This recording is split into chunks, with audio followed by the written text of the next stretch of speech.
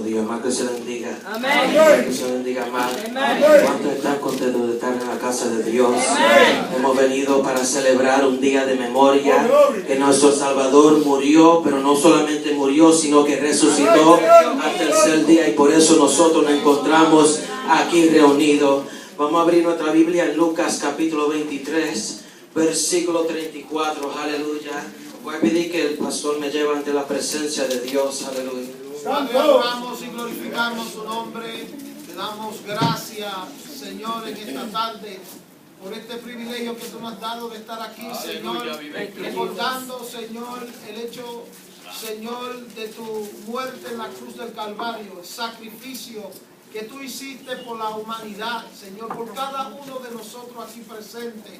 Hoy, Señor, estaremos repasando esas últimas frases. Te pido que tú te glorifiques y cada exponente de cada frase, Señor, traiga la unción y la autoridad sobre su vida, y que la palabra pueda llegar a nuestros corazones con poder y con propósito. Gracias te damos. Bendice a tu hermano Isaac, que ha de exponer la primera frase para gloria tuya, en el nombre de Jesús. Yes, Lord. Amén. Te adoramos, Dios. La palabra se lee en el nombre del Padre, del Hijo y del Espíritu Santo. Amén. Y Jesús decía: Padre, perdónalos, porque no saben lo que hacen. Y repartieron entre sí sus vestidos, echando suertes. Aleluya. Pueden tomar su asiento. Te adoramos, Dios. Aleluya. En este día quiero hablar sobre el versículo, la primera frase que Jesús exclamó en el Calvario, sobre la cruz, después de ser maltratado, después de ser empujado, después de ser agolpeado. Él exclamó: Padre, perdónalos, porque no saben lo que hacen. Y repartieron entre sí sus vestidos, echando suertes. Aleluya. Cuando nosotros comenzamos a leer este versículo, podemos notar que no es la primera vez que hemos escuchado la última parte que dice: y repartieron entre sí sus vestidos, echando suertes, sino que el salmista David, en un salmo profético, en Salmos capítulo 22, versículo 8, 18, ya había dicho que Jesús iba a pasar por esto. Pero mientras ellos estaban ahí, mientras ellos crucificaban al Señor, la razón en la cual ellos repartieron los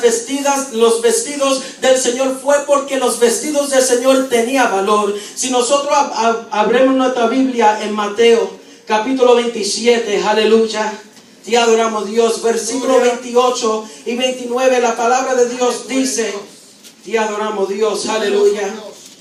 Y desnudándole, le echaron encima un manto de escarlata, y pusieron sobre su cabeza una corona tejida de espinas, y una caña en su mano derecha, hincándolo la rodilla delante de él, le escarnecían diciendo: salva, Rey de los judíos. Aleluya. Aquí nosotros vemos que ellos pusieron un manto de escarlata. El color escarlata significa pecado. Aleluya. Cuando Jesús fue al cruz de Calvario para morir por nosotros, Él fue para llevar nuestros pecados ahí. Él no fue para gloriarse, Él no fue para levantarse a sí mismo, sino que Él fue para levantarnos a nosotros. Sin embargo, cuando nosotros abrimos nuestra Biblia en Juan capítulo 19, versículo 1 hasta el 3, aleluya, te adoramos, Dios, podemos ver otro escenario donde estos mismos hombres echaron diferentes vestuarios. El color era diferente. Dice: así que entonces tomó Pilato a Jesús y le azotó, y los soldados tejieron una corona de espinas y le pusieron sobre su cabeza, y le vistieron con un manto de púrpura. El color púrpura significa realeza.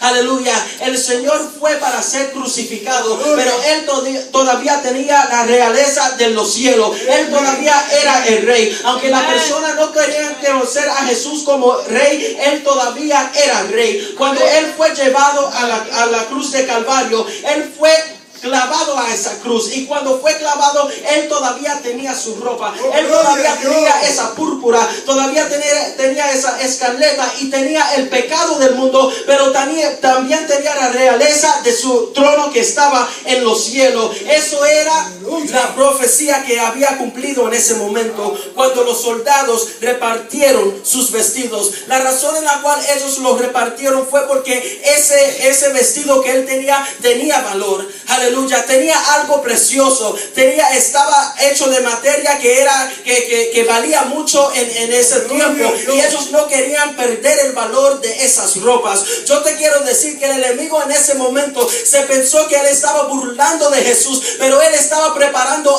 algo para que Jesús podía glorificarse, porque la profecía iba a ser cumplido. Porque si Jesús hubiera estado clavado a la cruz en su ropa, nobody was going to want that clothes, because his clothes wasn't important. He was a poor man and he had poor clothes. Pero cuando los enemigos tomaron a él para burlarle y le dieron ropa que eran de valor, ellos estaban abriendo el camino para que la profecía pudiera ser cumplida. Aleluya. Lucas capítulo 23 versículo 34. Ellos repartieron sus vestidos. La profecía había sido cumplida. Una de las profecías que iban a acontecer en ese momento. Pero mientras nosotros vamos leyendo, aleluya, podemos leer donde Jesús comienza a decir: Padre, perdónalos porque no saben lo que hacen. Aleluya, ya ellos habían partido sus vestidos, pero ahora Él estaba diciendo porque no saben lo que hacen. En esta noche quiero hablar bajo la tema la actitud del acto. Aleluya. Era necesario Jesús morir. ¿Por qué yo digo esto? Porque en Génesis capítulo 3 versículo 15 Dios establece el plan de redención del hombre, que Jesús iba a ser dolorido, pero en ese plan de redención él había aclarado que Jesús iba a matar al enemigo. Era necesario que Jesús pasaba por este momento de dolor, porque Él iba a llevar todos los pecados de nosotros. Era necesario sacrificar su cuerpo para nosotros, para que podíamos tener vida. En Isaías capítulo 53 versículo 10, la profecía, otro capítulo profético, donde Isaías comienza a hablar. Aleluya. El versículo 10 dice: Te adoramos, Dios. Con todo eso Jehová quiso quebrantarlo. Era la voluntad de Jehová quebrantar a Jesús. ¿Por qué? Porque el pago de pecado es muerte. Jesús tenía que ser quebrantado para salvar a nosotros, sujetándole a padecimiento. Cuando haya puesto su vida en expiación por el pecado, verá linaje, vivirá por largos días, y la voluntad de Jehová será en su mano prosperada. Era la voluntad de Jehová pasar a Jesús por este momento de dificultad para salvar a nosotros, para que su sangre podía salir y cubrir a todos nosotros. Pero cuando nosotros abremos nuestra Biblia en Mateo, aleluya, capítulo 16, Jesús comienza a hablar. Jesús entendía el plan que Él tenía. Jesús entendía que era necesario pasar por esta agonía para salvar al mundo. Vemos en este momento que el acto de crucificar al Señor no era lo que era incorrecto,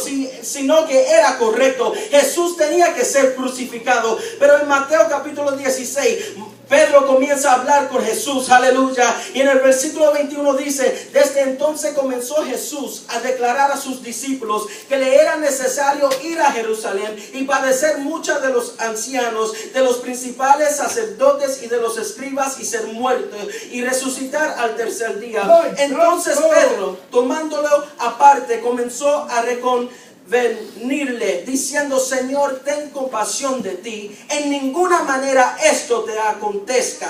Pero él, volviéndose, dijo a Pedro: Quítate de delante de mí, Satanás, me eres tropiezo, porque no pones la mirada en las cosas de Dios, sino en las de los hombres. Jesús sabía que era necesario llegar a la cruz de Calvario para llevar la salvación a esta humanidad. Era necesario el acto que estaba ocurriendo en ese momento, pero la actitud era lo que era incorrecto.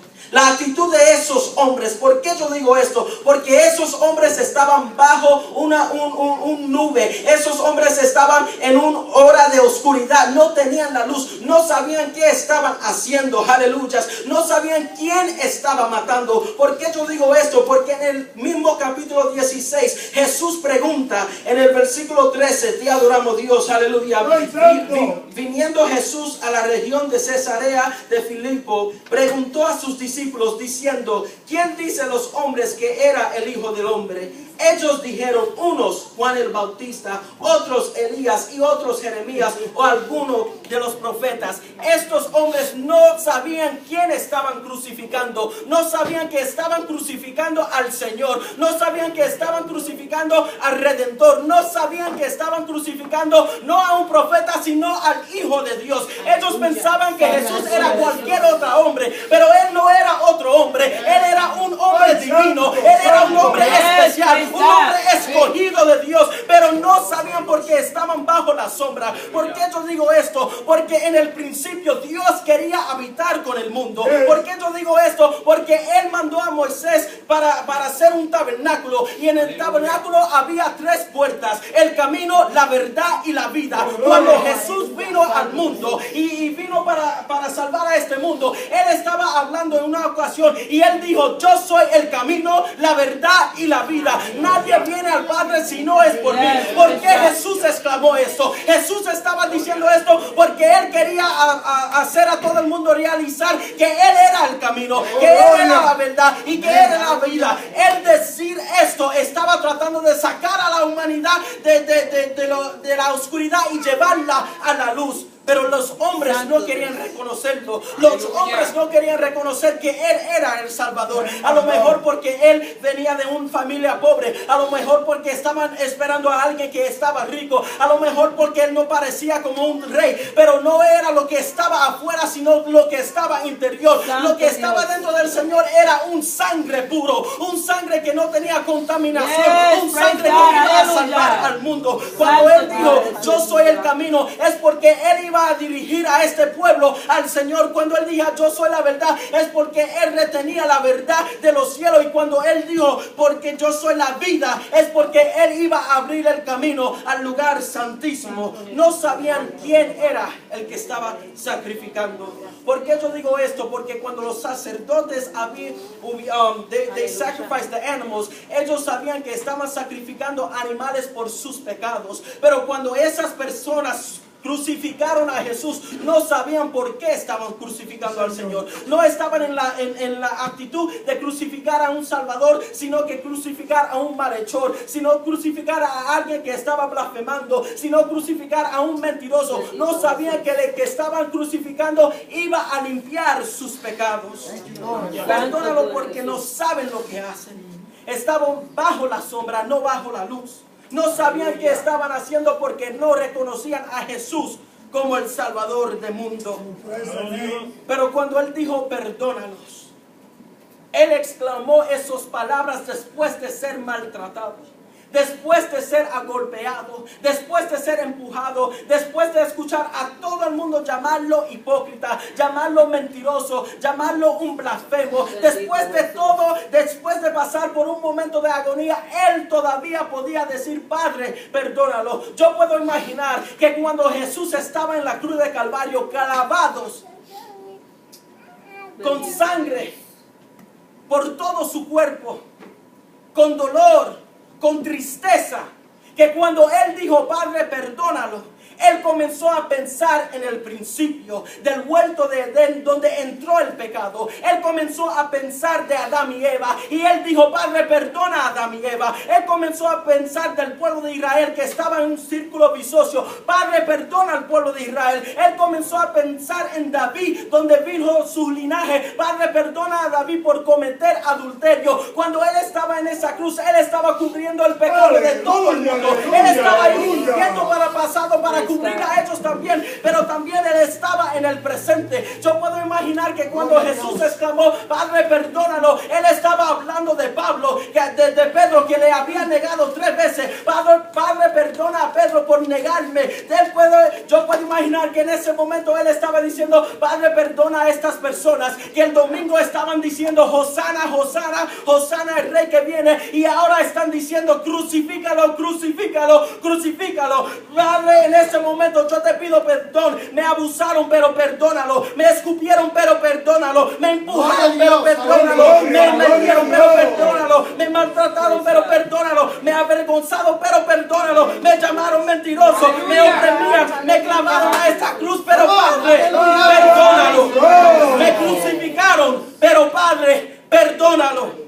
Yo puedo imaginar que cuando Jesús estaba en el presente, cubrió a todo el mundo, pero también Jesús estaba en esa cruz y comenzó a pensar, Padre, en 2000 años un niño se va a nacer y él va a tener el nombre Isaac. Él te va a fallar, pero perdónalo. Él va a cometer pecado, pero perdónalo. A lo mejor va a fracasar, pero Padre, perdónalo, porque yo estoy abriendo mis brazos en este momento para dar vida donde no hay vida.